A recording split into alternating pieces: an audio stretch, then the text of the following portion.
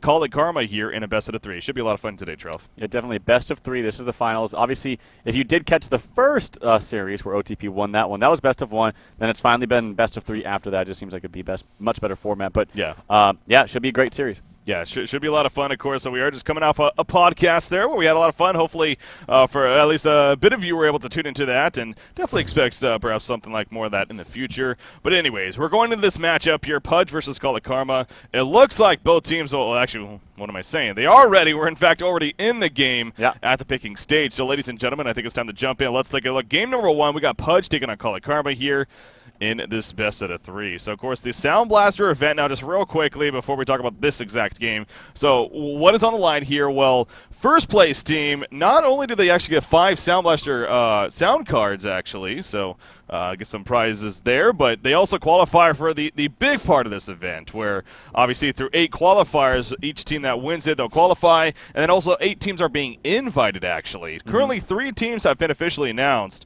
You're looking, of course, at Complexity, then Trademark, and most recently Stay Green, actually just announced as well. So, again, not a big surprise necessarily, but just a kind of an outlook on what's on the line. So there you go. But anyways, this game here, Trout, we have Wild Soul Parasite being blind banned here by PUDG. Wild Soul Keeper of the Forest taken care of by Quali Karma. So Wild Soul overlapping there. Locking phase, you got Bubbles into Tempest Ophelia, then followed up with the Pharaoh and then Electrician. Electrician seems like he's been getting a little bit of interest here lately. Yeah, definitely. And it's just one of those suicide heroes, I guess. He's ran commonly in a suicide role or a solo short. And he's just very tanky early on. And he can actually do pretty well against certain dual lanes or solos in their own short lane. So you say Electrician goes in the off lane and he's paired up against, let's say, a solo short, I don't know, Silhouette. He actually doesn't do that badly against a Silhouette. Like, you'd still favor Silhouette to win, but Electrician can actually hold his own, and then he gets some items, and if you have some kind of pushing team behind him with, like, say, an Ophelia or even Tempest, they're both in the pool, then you can be very effective by having a tank like that who is in the off lane to start. So, yeah, he has been picked up and has been pretty popular lately. Now we're into the banning stage here. First thing, Jeraziah, followed up by Dampier, actually. By the way, another quick note, also, there are 2 teams that have qualified so far. You're looking at OTP, One Trick Pony, and then most recently, now this is a team, they were known as Druids, and they're known as N9 Gaming, and actually they just even changed again, apparently. So we'll just go ahead and call them N9 Gaming, but that team, Pew, the captain, and those guys over there. So anyways, so that's how kind of the qualifiers have stood so far, leading up into the 3rd qualifier here. So again, the banning stage, you got Jeraziah, Dampier, Fade coming out so far. Actually, kind of interesting. I mean, you think Dampier, and I'm really looking at it. Well, what does it do with Dampier? I mean, perhaps doing their research. Maybe PUDG does have some recent history playing some Dampier, but I mean, I'm looking through the stats as this is not a Han Tour match, so we are allowed to do that, or able to do that, I should say. Yeah. I do see Paylist has at least one game recently with some Dampier, and he's up there on his favorites. So perhaps Quali Karma. A little bit worried about the Dampier play. Yeah, I don't know too much about that, to be honest. With Dampier, I don't know. It seems like kind of a random ban to me, but nonetheless, they do ban that out. Fade and Silhouette next. One more ban apiece from both sides, it looks like. And nothing stands out too much, really. The one thing that stood out in general for me is the lack of Tundra being played lately. And I think he's a very, very strong hero in a solo mid role, especially up against, like, some kind of dual lane mid, which we always see, because you can't really kill Tundra, even in a dual lane. Oh, actually, speaking of, he actually does get banned out, so you can't really kill Tundra in that dual lane mid, but he does soak up a lot of experience and can push out waves and still get a good CS using his piercing shards ability. Yeah.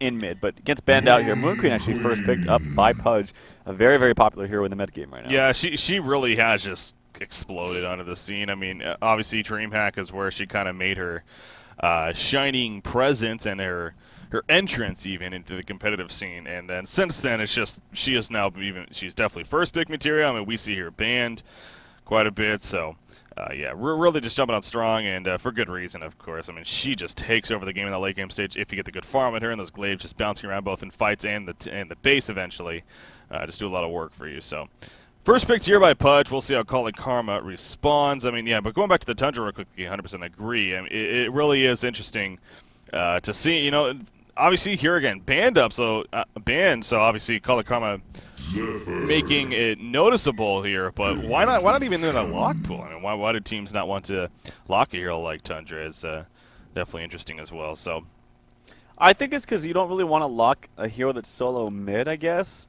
Because there are so many dual lane mids, and I don't know. It just feels awkward. I can't exactly put my finger on it either, but it just feels awkward locking Tundra, I suppose.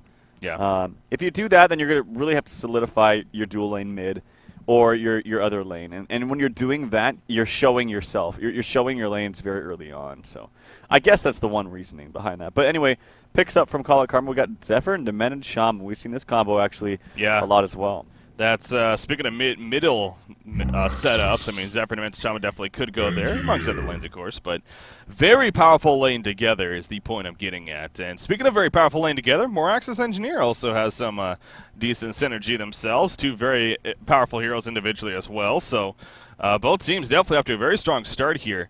Just real quickly to clarify, I know it actually says best out of 5 here on the screen. It is a best out of 3, so don't want to make it seem like we're going to be extra long time, but it is a best out of 3. So just to clarify that real quickly, as far as where the series stands. But anyways, going back to Call It Karma now, and their final pick actually going to be coming out here. Diving into a little bit of extra time already.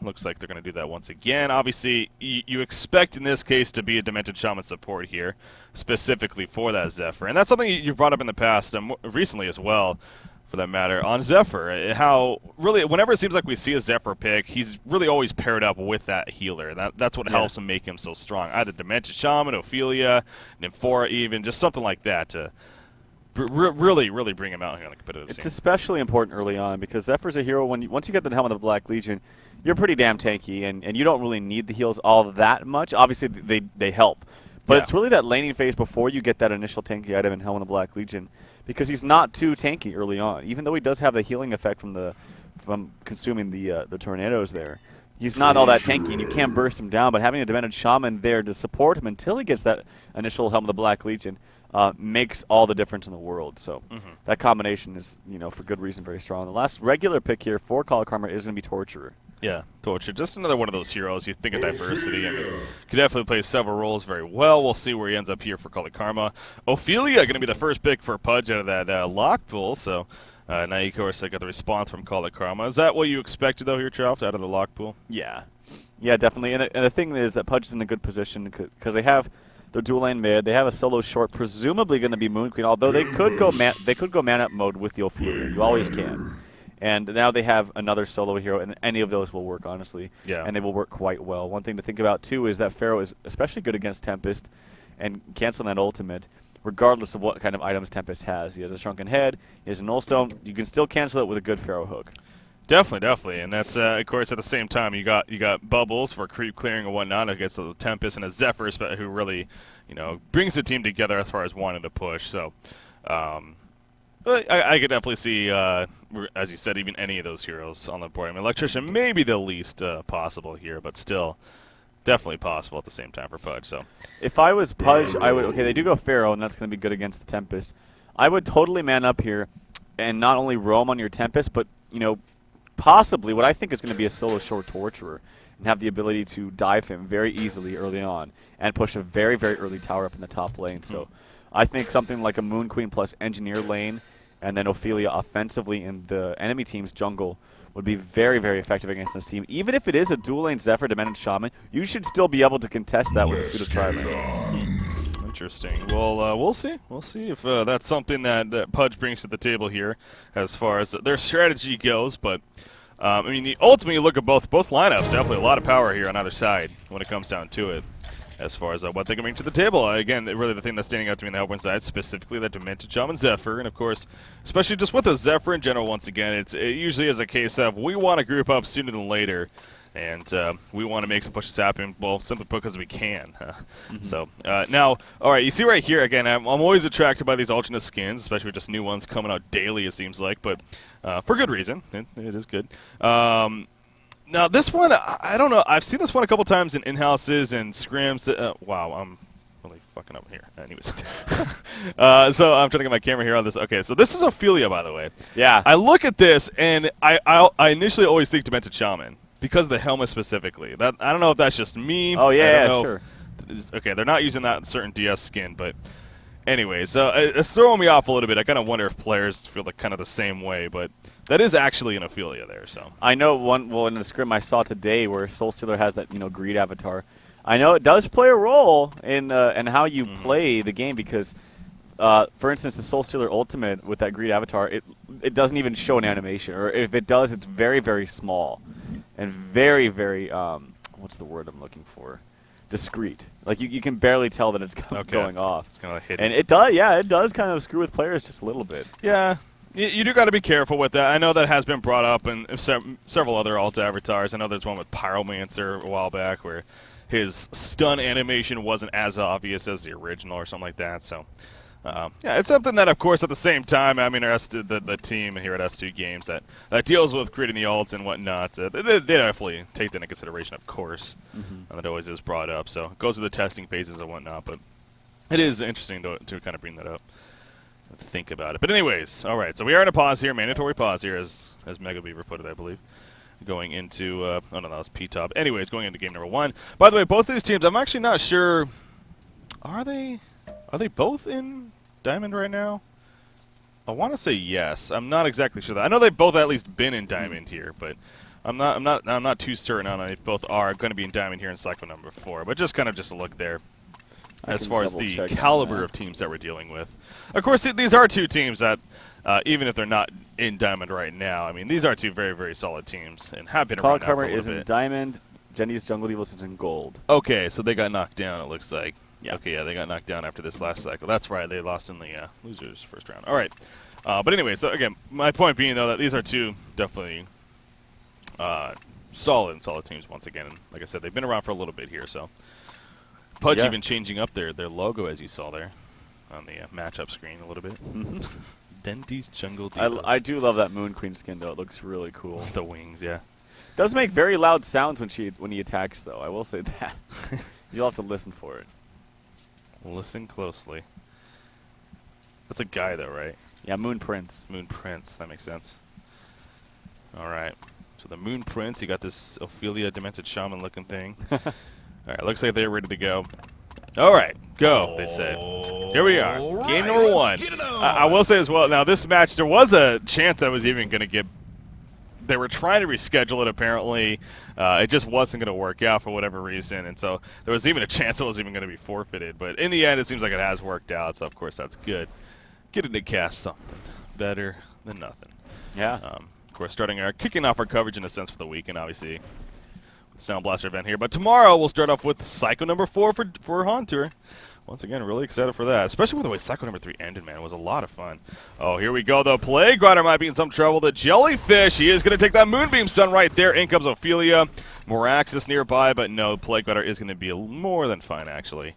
They just didn't have enough range stuns there. So. Well, every little bit counts as far as getting those boots early on for Plague, rushing down there as soon as you can, because if you didn't have boots, if you walked down there 3 seconds later, could have been a completely different story. And even if he didn't die right there, wouldn't have gotten the ward off. So every little bit counts right there. You see all those little tricks, so to speak, of buying those boots, rushing down there as fast as you can, do pay off and do make a difference. Yeah, very, very good point to bring up there. So Plague Rider, again, being played by the Jellyfish, the captain here for Quali Karma, is able to survive. Pharaoh going to throw out that Tormented Soul. He will spot both Demented Shaman and Zephyr, who are up here at the top lane, by the way. They're actually, it looks like, going to set up a top in the short lane. Torture, that means he'll be mid. And so it's basically going to be a pseudo tri lane top, Plague Rider bottom, in the Suicide role, of course, and then Torture mid. So interesting setup here coming up from Quali Karma. I guess not the expected, or is this something that you think makes sense for them? I think this is fine. The only thing is I still feel like they're going to crush middle lane pretty well, and you might see a transfer from Demented Shaman to go mid to help out Torture. Yeah. Not to mention having Demented Shaman against a melee in a lane, being Moraxis, is always favorable for the Demented Shaman. But I really feel like PUDG could have manned up here. Like, I feel that there's nothing to stop them. Demented Shaman isn't exactly the strongest in lane, especially against a pseudo tri lane. And it's not like Tempest can really come and help out that much. Like, he doesn't have that much to offer. Unless he levels up his stun to level 2 when he hits level 3, but even then that's kind of a gamble you don't really want to take. And even then, it's not like you're going to be guaranteeing a kill. So I really feel like PUDG could have manned up here. They're going to have their Moon Queen pit up against the Suicide Plague Rider, which means you're not going to get as much farm as you wanted because he's denying a creep, you know, almost once every wave, not quite, but yeah, they're putting some aggression onto him early on, but unfortunately it's just a Vagabond leader, not able to do anything with that. And Plague Rider's going to get some good experience down here, and they really need to counter this ward. I can't stress how important that is. They do have a flying, no, actually they don't have a flying courier, so even if they wanted to counter the ward before 2 minutes, that means they're not going to be able to stack it for quite some time. Yeah, unless they get a quick upgrade here, but you know, the chances of that happening, we'll see. We'll see if that eventually does happen from PUDG. But you always, in fact, both teams, neither one upgrading that courier. I'm always a little bit taken back by that. It would have to be before, but okay. It is upgraded right now by Ophelia. I would love to see a counter ward bought right now by like Engineer, and then flown out there immediately. But it's going to be too late. The thing is, if you want to counter this, there is a rev on it here. It is okay. Yeah. So okay, good. So they're trying, and they need to get it down really, really quickly. They need to kill it before this 2 minutes. I don't know if it's going to make it. Yeah. So that's why with that courier, you got to buy it right away, and you have to send it out there. So, fortunately, that's not going to make it. He is roaming down here to the bottom rune. It does spawn bottom double damage, so good for him though. It's going to speed up his jungle just a little bit. Yeah. So had the right idea there, but as you mentioned, just a little bit too late. Unfortunately, the courier maybe wasn't upgraded in time, and as a result, so he is going to be able to counter ward it. But again, what we're getting back to is here the fact that the 2-minute spawn did not spawn as a result of him being just a little bit too late. So this means not only do you have to wait for 3 minutes for the first spawn, but then you have to stack it to get it. So at the 4-minute mark, and that means at the 5-minute or the 4 whatever mark, you'll be able to finally pull it. But you basically missed a pull chance a little bit earlier on. Yeah, he'll be able to stack it, but he won't be able to pull it until 4:15. Yeah. So, I mean, that's still good. It gives you some time, and it's going to give you the lane back. And it's going to, the main thing is it's going to deny farm from Plague Rider, farm and experience. And that's why, you know, rushing down there and defending your pull and defending your main camp early on is so effective, especially when you're up against a Plague Rider, who's almost always going to be in that suicide role. Yeah. All right, so other lanes, though, I mean, you got your middle matchup here. You got more access, as really expected. He is having a very good time here, 14 and 13, in fact, is Payless here on this more access. So really maximizing his farm. You see the chain reactions being liberally used here by, who is playing that Torture? Excelle here, playing the Torture, as he's going for some creep kills. Only has the one still, though. So again, having a very struggling time, but again, kind of as expected. Then you have your top matchup. Obviously, I'm sure Zephyr having a good time. Yeah, 18 and 5. He's sitting basically at a 300 gold per minute mark right now. And, well, Pharaoh not really getting much. He is level 4, though, so at least he is getting some decent levels here and staying alive. So that's good news for Pharaoh here, being played by P-Top. But in the end, Zephyr is still doing very well. And then also, perhaps even most importantly, Banana for the win playing this Tempest.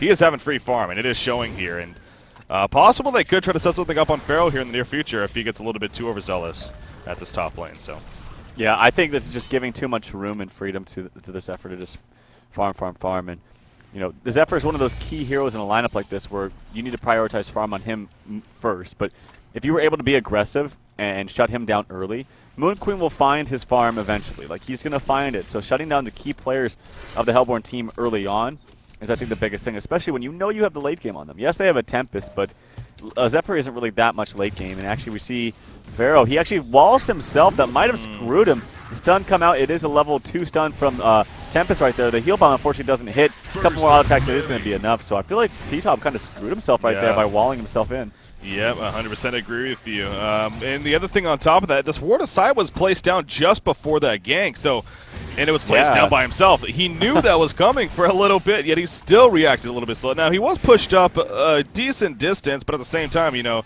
you could also blame him for that, where saying you really just shouldn't be pushed up that far. So definitely a misplay there coming up from P-Top, and it results in the Bloodlust kill. And in fact, he is porting in. He may be in a little bit of trouble. Okay, no, he's going to cancel that, so there's 135 gold just wasted. Yeah. And now this tower is going to be heavily pressured. You do have Engineer kind of running on over. But unless they commit more to this probably will be a tower kill in favor of Call It Karma here. Well, now you're leaving the Torturer mid to just kind of do her own thing. And he doesn't exactly have the top, you know, the highest farm in the game. He's only 4 CS compared to the 27 from Meraxis. But it's going to free up just a little bit of time and transitioning Engineer up here. But yeah, Pharaoh just could not die up there, and it's going to set them back considerably. They do have the pull to work with, though. Ophelia already pulled. It's actually tripled now. Doesn't pull it just fully yet, though. Only gets 2 of the creeps right there from the lane. So as a result, you see a level 5 Plague Rider, and this could have been like a level 2 if you had defended that pull. So, but nonetheless, Moon Queen is getting his farm, and that's good for him. Yeah, sitting at 270 gold per minute, pretty comfortable right now. Does have the early helm of the victim. Of course, we'll eventually, most likely, upgrade that to the Whispering Helm route here. Moraxis, though, he does continue to be the top farmer on the Legion team, just under that 300 GPM mark. Hasn't bottled the early boots early on, about 700 more gold saved up on top of that. So, of course, next in line, perhaps going to be that portal key, if not maybe one more build-up item here. But here comes a mass push by the Hellborn team. The minions are up, the replicates are out here for Tempest. He is level 6 as well, and he actually does have enough mana for that ultimate.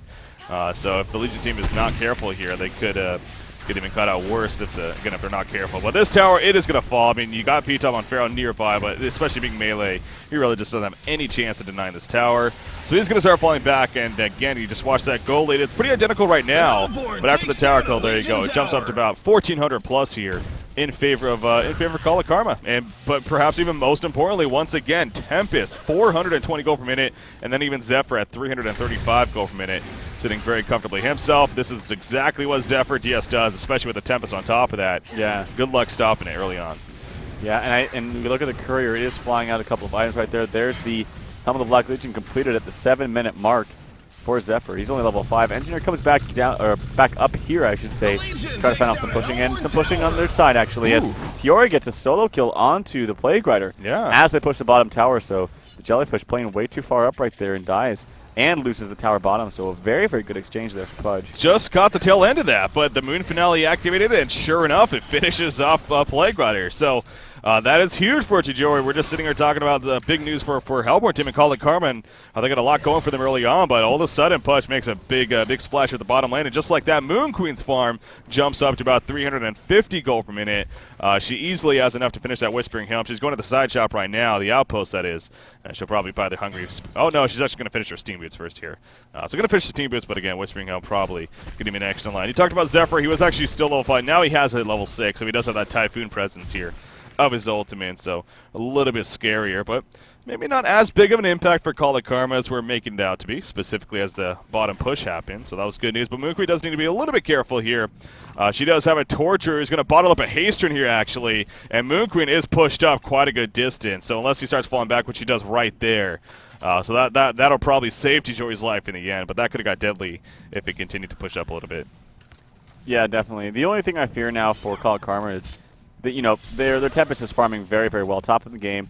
The Zephyr has all his core items very on, that's great, but they don't really have a hard carry to fall back on. Like, they're going to push, push, push, but this is kind of an all-in because Torture has no farm at all. He actually gets stunned right there, and then the combo misses. Good haste activation there from Torture. He's actually maybe going to try to turn this onto Mirax, the ultimate used by him. He's kind of trying to do some juking and jiving to maybe dodge that stun. Not necessarily, though, as he's just pretty tanky and pretty fast himself. Yeah, if anything, you maybe should have scouted that out. In the end, it's not the biggest deal for the Legion team if you just use a couple of stuns and cooldowns right there, but I don't know if they even necessarily saw that he had a haste rune bottled up, because they went for it, but in the end, as you said, a great use of that haste rune, able to juke out of there, and nearly turn it around, in fact. But Moraxis, he stayed alive, but he did have to use that Matrix cooldown, so not the longest, but it is on another about 50 seconds here before he will be able to use it again. But you were talking about Torture just before that, and you know, speaking of him, he is struggling. I mean, he's only level 6, farming only 160 gold per minute, and it is showing here early on. And you know, bringing up the great point again that their late game carry presence, especially against this Moon Queen, just isn't there. So yeah,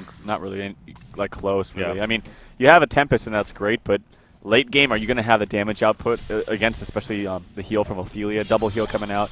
Mirax is quite tanky. I don't think you're going to, and you're going to need, like if Silhouette was here instead of this Torturer, or if this was like a Dark Lady or something like that, you'd be like, all right, well, Zephyr can open up the map for me, you know, take a bunch of towers, and then they're going to have to, you know, I'll leave to defend that while I get some good, you know, free farm where I can recover. Well, it doesn't really matter with Torture. Like, Torture is okay, I guess, in the mid to late game, but doesn't, you know, it's not a carry. So you're not going to have the carry potential that a Moon Queen is.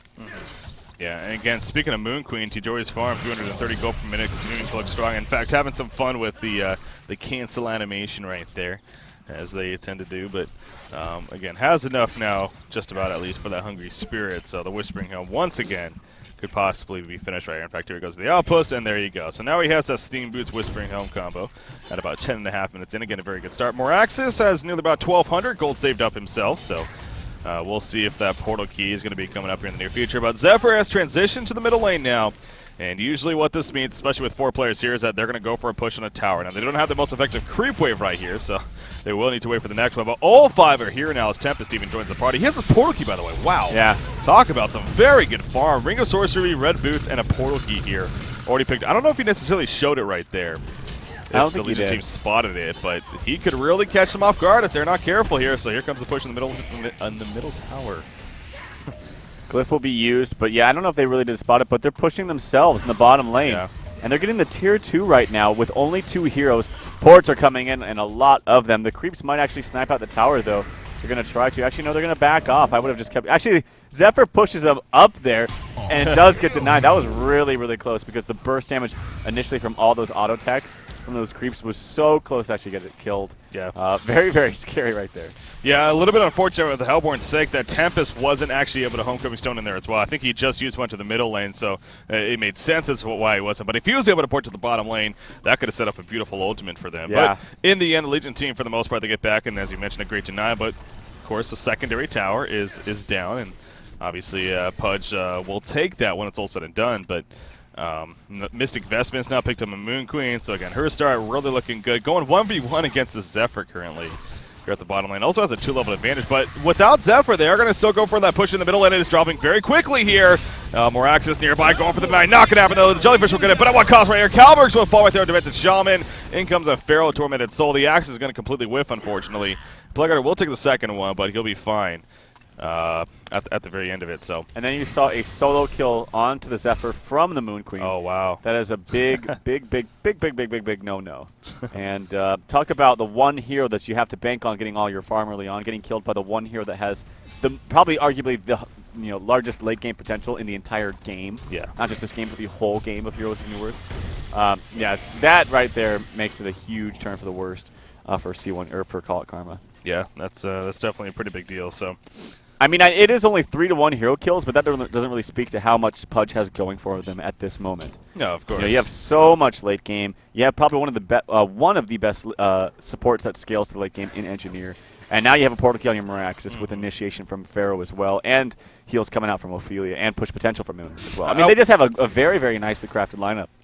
Yeah, of course. It definitely is Hero PUDG, and maybe that's ultimately what's just really kind of showing here as far as this game progresses. But, still for Call It Karma, as dangerous as definitely is looking already, and, you want to be careful not to let it get too out of hand, is they do have the better teamfight team, in my opinion. I mean, the initiation is definitely there for the Legion side, and they got some presence themselves, but, I mean, you got a Tempest, a Zephyr, a Plagueguard, a Torture even, who despite not the greatest start, he's at least getting some okay levels. If it can come together, and as always with the Tempest especially, put it together, get that one big fight, and all of a sudden you got a game here. So that's definitely kind of what Call It Karma has going for them for sure, but obviously a lot easier said than done. Ghost Marchers just finished on Zephyr there at the top lane, but in the meantime, middle push coming here from PUDG. You see the minions going to take some stuns from Torture, but this tower is very low already. Will the Hellborn team commit to something? They do have Tempest nearby, ready to go. A port coming in, and here we go. Morax is going to portal key away, though, and Plagueguard ports in with nothing to happen. So the tower falls. Ultimate Defend actually getting credit for that, and they'll fall back. Astrolabe just finished on Ophelia there, so good for her. Yeah, they really need to make something happen on this Hellborn team. Like, they should know they don't even have close to the amount of late game that the Legion team does, and they have their big item pickups coming up, like Astrolabe on Ophelia, the Blink onto Miraxis. They have Blink on Tempest. They need to use it. They're not going to be more powerful than they are right now as a team as this game goes on against a team that's simply going to out-farm you. So they need to make a move, and they need to make it quickly. Well, it was interesting. Obviously this is more of a hindsight for me, but now that I'm really looking at that Tempest portal key, I mean, right as they got it, they were 5-man pushing in the middle lane, and it was setting up to be where they I think I understand the idea that he would come in, they would try to defend that middle tower, and they would get a big Tempest ultimate out of it as a result. That never happened. They ended up getting the tower kill. Nothing really much happened from there on out, though. So now as this game progresses, you just brought up the point, they really need to use the Tempest portal key, but more so for the fact that he spent 2150 gold on a portal key with only having red boots and a Ring of Sorcery, and look at the farm, it shows how it's dropped. I mean, it's still impressive, 353 gold per minute, but he was upwards of 430 GPM earlier on in this game. And it is definitely starting to dwindle down a little bit, and that'll happen if you get an item like the portal key, of course, and you're not able to get the immediate hero kills and whatnot. So it's kind of unfortunate for Call It Karma that they really haven't been able to take the most advantage of that yet. But again, Tempest, he still has some great farm. He is going to join his team here at the bottom lane. As Zephyr is going to clean up some double stack. No, he's going to join his team as well, it looks like. As they want to push this tower. But now we see Quali Karma. They're feeling a lot more, PUDG. They're feeling a lot more confident in terms of defending here, most likely. So we'll see. We got a big fight, perhaps brewing down here at the bottom lane. Yeah, it could be. And like I mentioned, they just need to make something happen. Call it Karma. They should know that their opportunity is slowly dwindling away. Firebrand up on Moon Queen, by the way. He's going to do like a little bit of a flank right here. Here we go. Oh, here we go. Indeed. Tempest just gets obliterated right there, as does him at the top of the Plague, who's bouncing around with the minions from Ophelia healing. There's the Ophelia. Pharaoh going to miss his ultimate, but it doesn't matter. Plague Order will fall. Zephyr just completely on the run right now. He already used his Typhoon. Torture also on the run, but Moon Queen is chasing. The Moonbeam will connect. Barely going to stay alive, though, because of the chain reactions. But now Zephyr is really in no man's land right here. Moraxis jumps in. It's going to help finish off Excel right there. He wants to help finish off Zephyr as well. Nice gust away, but will it matter? The creep block's going to come in. There's another Moonbeam, and the final couple of auto attacks. Dimension Shaman's here. Doesn't have Unbreakable, but oh my god, Zephyr will barely survive in the end. So yes, he will get away as actually Tormented Soul. Oh, it's going to be just a little bit too late, though. Hits the well, but the region already happened. He uses Wall Mummies on his own team. Oh. I don't know what that was about. But, I mean, a massive exchange. You had a great initiation from Moraxis. Moon Queen flanked him from behind with the ultimate, did massive amounts of damage. This is looking pretty grim early on here for Call it Karma. 7-1 hero kill lead for a team that has a much better late game than you, and you always know that's a bad situation. It needs to be the complete opposite for you to really be on top because of the early game aggression that you have formed with this draft. Yeah. Yeah, not the best of news for our Hellborn team, to say the least, right now. So, you know, it's almost as if you gotta kind of wonder where they can go from here. Now, the big thing again, the Tempest Ultimate was not used, and obviously that in a sense is kind of bad. But he did get flanked, got picked off. You know, not much he could have done right there. So they still have that threat now. If, you know, grouping up once again and trying to get that Tempest Ultimate, I really think is almost what Call of Karma has left for them, because. Well, we've already pretty much stated it. They just are not going to be able to farm against and out-carry this Legion team by any means. They are going to still go into the jungle here and at least clean that out a little bit, but you really got to think, if you're calling Karma as little of a chance it still is your best chance, in my opinion, kind of just grouping up and going for that push still here. But maybe at least hit level 11 on the Zephyr. It seems like they could be going for that. He is also trying to finish the Shaman's Headdress as well, and, you know, understandable there, but time is, even though we're only just over 18 minutes now, seems like it already is running out here for Call of Karma, unfortunately. I mean, I didn't even realize this now, but Demented Shaman doesn't even have boots. He's sitting at 2 minor totems, and that's it. The 2-totem Demented Shaman, as we like to call. Not the most effective build. Yeah.